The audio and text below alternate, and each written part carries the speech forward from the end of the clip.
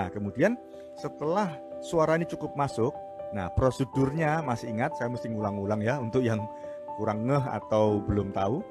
Di dalam ngecek input microphone atau disebut sound check itu kita punya dua prosedur. Yang namanya signal procedure atau prosedur signal. Yang kedua adalah gain structure. Nah, ini penting sekali untuk para soundman. Jadi kalau signal procedure itu kita ngecek secara signal. Karena di mixer itu ada signalnya, ada meternya. Nah, itu berguna, bukan cuma lampu pemanis ya, tapi itu untuk ngecek. Nah, ketika kita cek input signal, itu ada namanya PFL atau pre-fader listen, atau di merek mixer yang lain namanya solo. Kalau kita pencet, maka input microphone atau input suara yang masuk ke channel itu kita harus cek.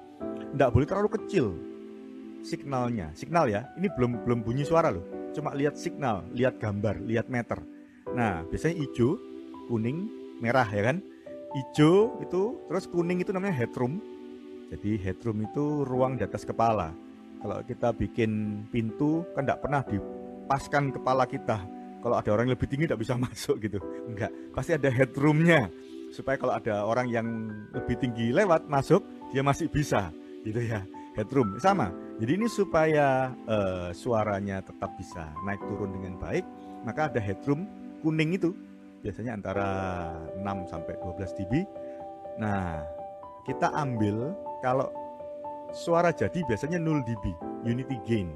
Tapi kalau kita tahu dia akan lompat, maka kita tarik dia turun mungkin di minus 3 dB. Atau kalau memang lompatannya besar, ada orang nyanyi itu kalau teriak lompatnya kencang banget, nah itu bisa buat di minus 6 dB, minus 6 dB.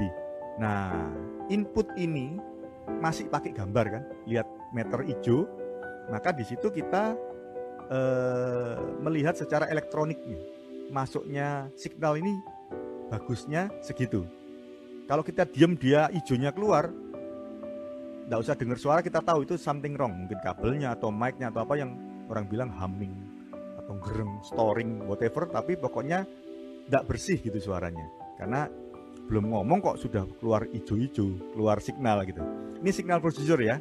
Kita harus tahu properly input signal yang masuk seberapa besar. Oke?